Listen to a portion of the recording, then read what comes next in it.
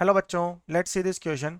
Late vector a dot vector b equal to 0 where vector a and vector b are unit vectors and the unit vectors vector c is inclined at an angle theta to both vector a and vector b.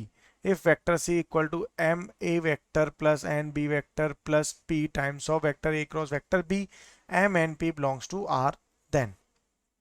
तो यहाँ पे हमें vector c given है, that is m vector a plus n vector b plus p times of vector a cross vector b where m n p belongs to r, यानी कि real number हमें given है.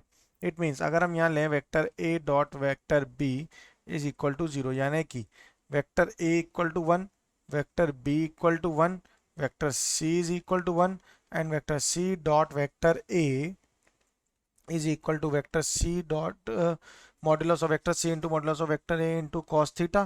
तो ये क्या हो जाएगा यहाँ से 1 into cos theta equal to cos theta आ गया ये तो. और c डॉट b क्या हो जाएगा यहाँ से vector modulus of vector c into modulus of vector b into cos theta.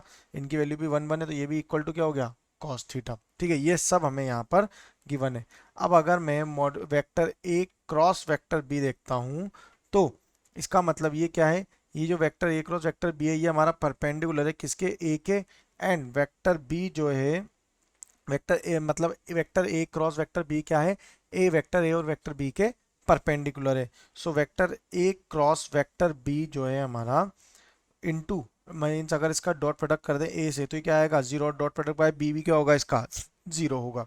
तो यहाँ से modulus of vector C equal to 1 which is equal to m square plus n square plus p square plus 2 mn into vector a dot vector b plus 2np into vector b dot vector a cross vector b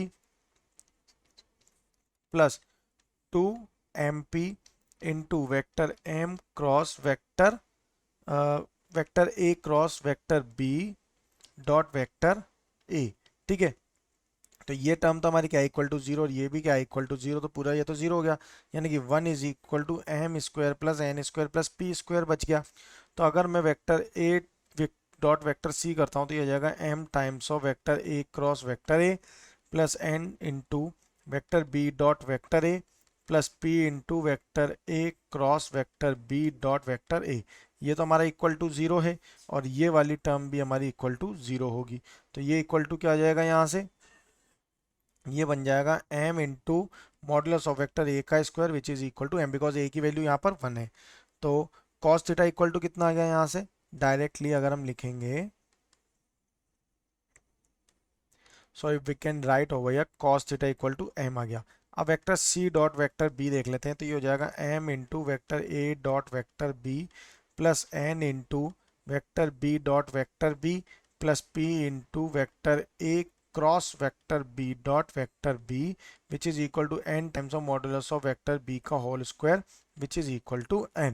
तो यहाँ से cos theta equal to कितना आ गया n, because ये हमारा equal to 0 होगा और ये भी इक्वल टू 0 होगा. ओके, आगे देख लेते हैं.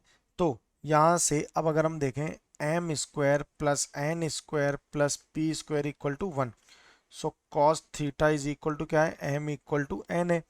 There four 2 cos square theta plus P square equal to 1. तो यहाँ से p बिलोंग्स टू क्या है r है, there four P square is greater than equal to 0 होगा और P square equal to 1 minus 2 cos square theta. So इसे लिख सकते हैं 1 minus 2 cos square theta greater than equal to 0. So 2 cos square theta is less than equal to 1. तो ये क्या हो गया यहाँ से minus 1 by root 2 is less than equal to cos theta less than equal to 1 by root 2. Okay, अब अगर इसका जनरली अगर हम ग्राफ देखें तो इस तरह का कुछ इसका ग्राफ होता है. कॉस थीटा का जो ग्राफ होता है हमारा वो सॉरी ये जो ग्राफ होगा हमारा वो कुछ इस तरह का होता है. ठीक है, और यहाँ पे ये जो हमारी लाइंस पास होगी ये क्या है 1 बाय रूट 2 और माइनस 1 बाय रूट 2, ये है हमारी 1 बाय रूट 2 और this line will be minus 1 by root 2. तो ठीक है, तो यहाँ से x बिलोंग्स टू क्या हो जाएगा pi by 4 pi by 2 pi by 4. Pi by 4 pi by 2 and यहाँ से हो जाएगा ये pi by 2 plus pi by 4 that is equal to x belongs to है ये, तो ये कितनी आ गई value pi by 4 comma 3 pi by 4. This is the required value of the x. So x belongs to pi by 4 and 3 pi by 4. That is option 2. Best of luck.